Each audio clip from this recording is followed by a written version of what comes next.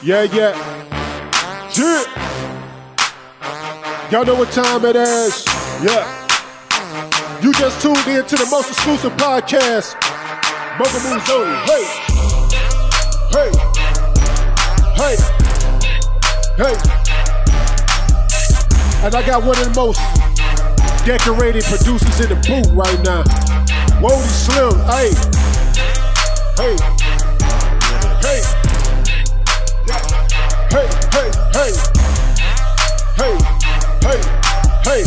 Whodie Slimm on the beat, make it pump, man.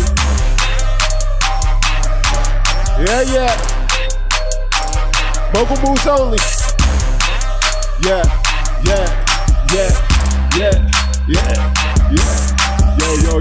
Yo, you just tuned in to the most exclusive podcast. Mogul moves only with your boy Big D the Mogul, aka Suge Diddy, aka Illuminati Jack, aka Big Thanos. And I got my guy in the building, my brother in the building, Mr. On the Beat in the building. First person I ever heard who had On the Beat in his name. Not everybody got On the Beat in their name. Titanic South, but this South don't sink. You know what I'm saying? This ship don't sink. Ladies and gentlemen, with no further ado, Whodie Slimm on the beat. What up, though? What up, bro? What's up, man? I appreciate you coming rocking with me, man. It's been a long time coming, man. We got a lot of time together, man, and a lot of experience in his music together, man. You know what I'm saying? I remember being 14, 15, and we all in this trying to make this music stuff happen between you and Hound. You and Hound was the reason why I started trying to make beats. Yeah. You know what I'm saying? Y'all cats was in there getting busy, getting to it. You know what I'm saying, man? How you been, bro? How's life going for you? It's been okay. Been okay, man? Yeah, it's been okay, man. You know, just doing me, working, trying to make it, man. Okay. No doubt, bro. So what are you doing these days, man? I know you still heavy on the beats. You know what I'm saying? How is that going for you? The beat thing it's going well in certain places. Like I got some guys in Baton Rouge doing their thing. Okay. Got an album, my boy Chaser down in Baton Rouge that gonna have an album that I'm pretty much producing. And got a guy named Kikdo out of Mississippi that I'm producing this album for also. And then, you know, I got Dre G. I got some other artists locally, but not no albums, but, you know. So it's been kind of moving, gradually moving. As a producer, man, like what is one of your biggest pet peeves dealing with artists as a producer? Having your material already wrote. Oh, so you talking about from an engineering standpoint. So what people don't know, man, he don't just make beats, but you also an audio engineer. Yes. So you don't like them guys that come in and just want to punch.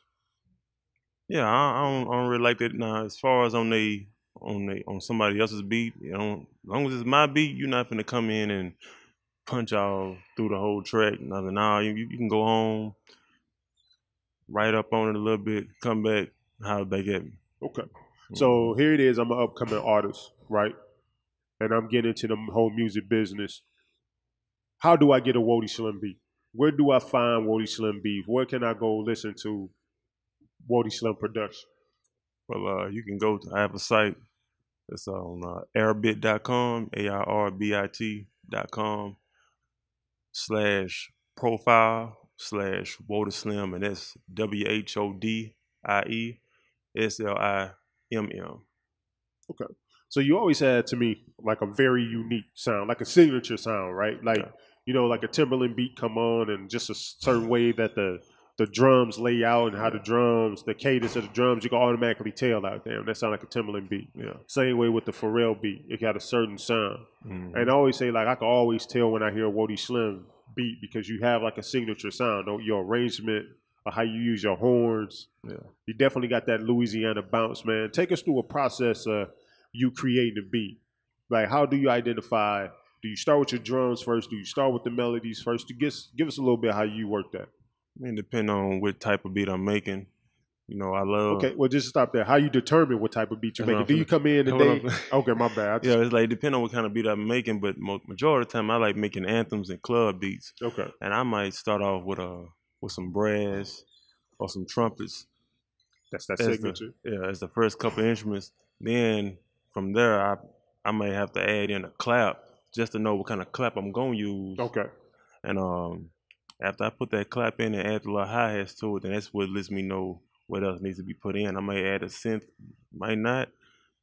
Because right now, lately, I've been trying to get to where I can only add a minimum of instruments and not fill it up so much. Okay. Because it seems like most beats don't have too many instruments playing, so it's a lot more simplistic. No doubt, no doubt. So tell us a little bit about your origin, man. Where you from? When did you start getting into music and making beats? Well, y'all know I'm from Cullen, Louisiana, born and raised, and I started producing at the age of, I said about 12 or 13, and I say I mostly looked up to artists locally here like Nimp P, Fresh, what's the guy, ICB. Okay. And they used to have I call that Nimp assistant pimp. But like just seeing how they had everyone coming to their studio, and I managed to have the time to get a chance to be in the studio with them. Okay. Saw they set up, and the first thing I noticed they was using Cakewalk, the old Cakewalk. And I was like, man, y'all using Cakewalk? I need to get this. So when I finally got my hand, well, actually, Hound had his hands on it. I got it from Hound. And that's why I really started making beats using Cakewalk. So who was making beats first, you or Hound? Because Hound actually learned, he went to piano lessons and all that stuff, right? Mm-hmm. But before the lessons, he was making them on Cakewalk too. Okay. Because when he showed, actually, I must say that, he actually showed me how to do the process, because I was on Fruity Loops, but as far as Cakewalk, I stopped with Fruity Loops and started using Cakewalk a little bit, using sound fonts and all that. And he made his own way, and I made my own way. I think I had the more banging drums out of mine. Okay. Okay. So like, all right, so you go through your process, you do your horns. You say now the style is a little bit more simplistic. Okay, so what are you using now? So of course K-Wall. Are you still using K-Wall? No, I'm using FL Studio. Okay. Have you ever tried Reason? Yeah. Matter of fact, the time when we was making music, when we collab, I was using Reason at that time. That's right. I remember that. I think you tried to put me on Reason. I did it for a little while, but I don't know. It was something about Reason had a lot going on. Yeah, had a lot going on. Had a lot of nice instruments, and it was something about that FL Studio. They kept on calling me, but then it's like a certain type of beat. The horns, they had some great horns on Reason, but something on FL Studio kept on bringing me back to it. I think FL Studio is dope. If you go ahead and get your custom sounding kits, your kits is on point. There's no need to ever leave. I think now Fruity Loop stock. Yeah, the stock sound is trash. But Reason stock sound was like pretty almost dead on the instrument. Yeah. Was dope, but yeah, Fruity Loops was a lot easier, and a lot more simplistic. A lot of artists used to ask me like, man, what software you use or what you use to make beats with? And I say FL Studio. Oh man, your stuff gonna be whack. I said, well, I'm not using stock sounds. I don't use none of the stock sounds. They're like, well, if you ain't using the stock sounds, then what you using? I just go get them and beat and I play it. You made that on FL Studio? Yeah. I was like, yeah. I think that's pretty much like the staple for a lot. Well, I know some people that cook up in Logic. Now, Logic is something that a lot of guys been telling me about, and I feel like I need to move to. I wouldn't do it. I mean, my whole thing is it's like a car, right? Yeah. I look at all them little software programs like different cars. Like you got a Mercedes, you got a Benz, you got a Escalade. Like they still all do the same thing. They still all drive. It's just. I think they say it come with more better effects, like as far as the reverb, the delay, and all that. They come with better plugins. Man, you going Wave? What you need? Well, I'm already on Wave, but I guess when you be used to using the same things all the time, you want to see what else is out there a little bit. So have you started messing with UAD plugins yet? Universal Audio? Man, I never get, because you got to have the hardware, right? Yeah. Yeah, I never got that. Yeah. I tried. I started to, because you the one put me on that, but it joined dope. I rock with them. So working with artists out here. You curate beats. A lot of people, every artist I talk to, they bring up Whodie Slimm name as getting a Whodie Slimm production. That's staple here.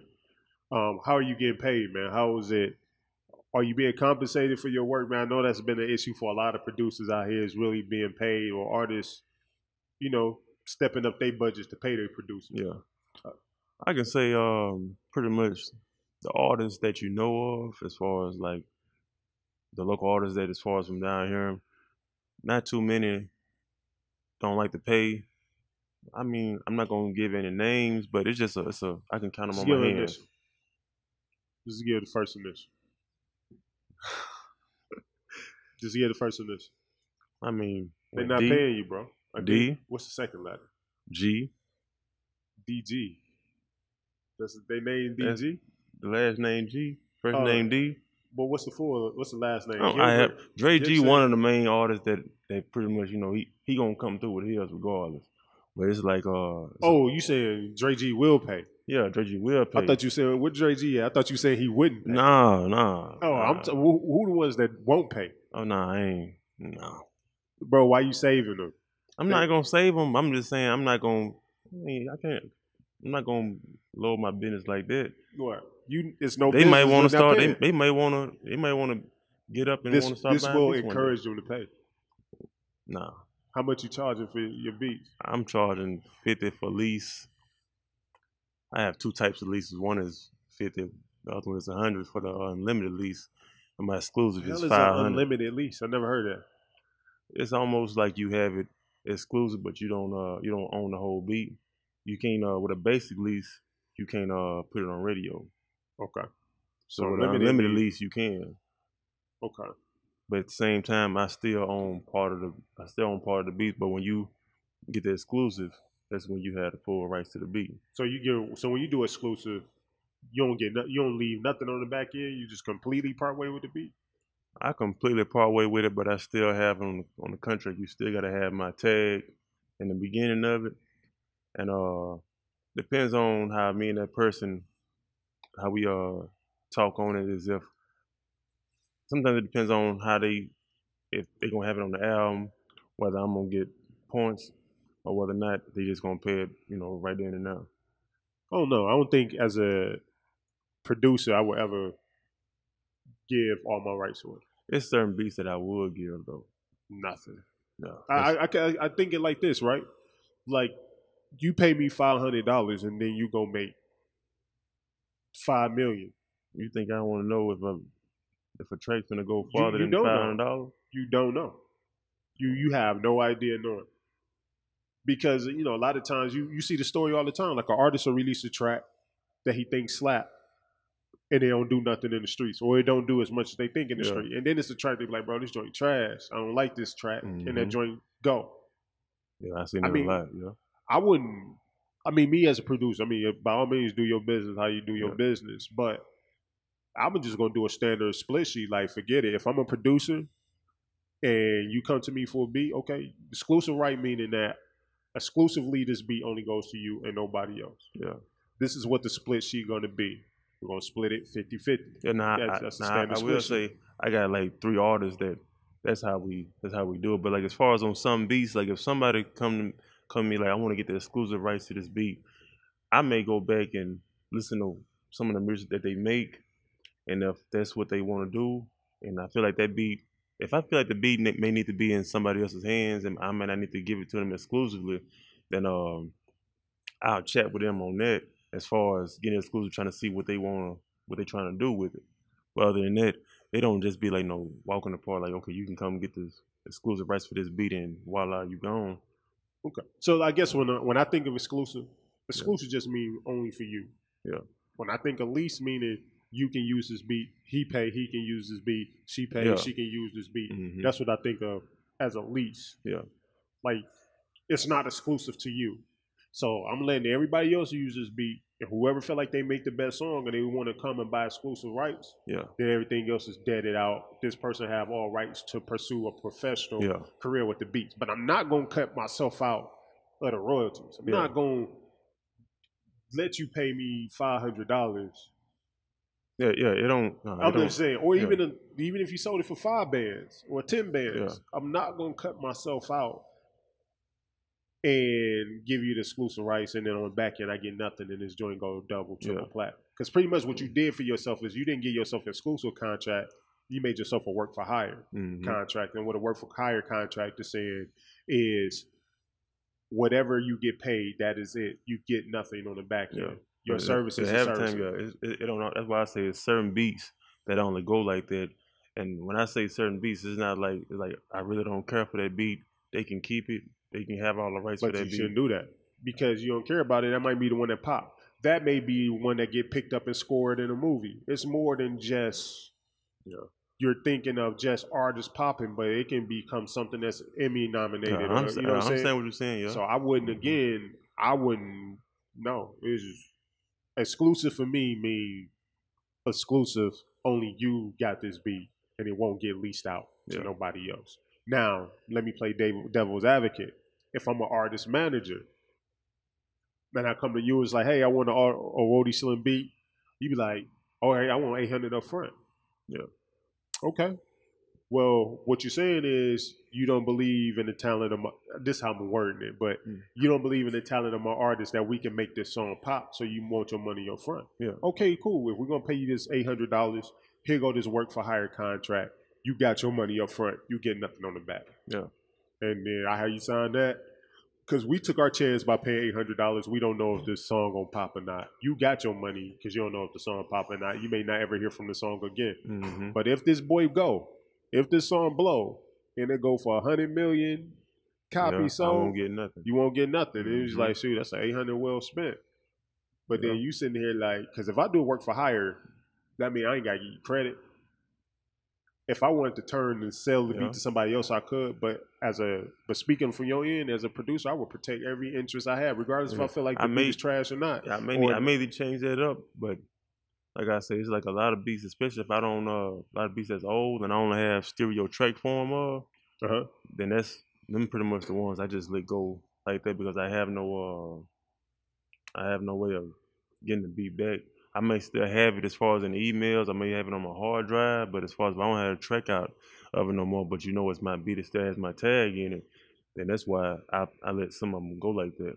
But then again, like you said, I might not need to do that because somebody make it get it in the movie or something, and that's right. You can go further than that. Change the term exclusive meaning only for you. That's when you think of exclusive, it should be meaning like this is only for you. It's not being leased to anybody else. Mm-hmm. And I wouldn't get none of them rights away because you just never know. Yeah, you never know. And produce, I mean, you look at, especially us being in the visual world, every video that you see out there has some type of music playing behind it. You can be watching CNN and that somebody's getting paid royalties off of that for a little time. Mm-hmm. You know what I'm saying? It's like you watch Operation Repo and them shows on the scene got a little music playing in the background. That was somebody trash beat that is getting some spin. I notice all that. Mm-hmm. So that's what I'm saying. Like, you can't ever, I would say never, get them joints up, man. Make all the money, put yourself in a position to make all your money that's due to you. Yeah.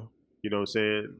But then, too, I think another way producers out here should do, and I say all the time, is find you artists that you really roll with. Because if you find an artist that's really serious and y'all curate each sound, his vocals fit on your beats, vice versa, when that artist pop, everybody gonna come for you. I mean, look at Helliver and T Grizzly. Yeah. You know what I'm saying? Helliver probably had a decent name in the city, but once T Grizzly first day out pop, you seen a lot of people now start to pick up Helliver beats. Yeah, a lot of people. And that's what happened. So I would say, bro, get on to that. So I mean, 2018, what's in the plan for Whodie Slimm? What you got going on? What's the goal?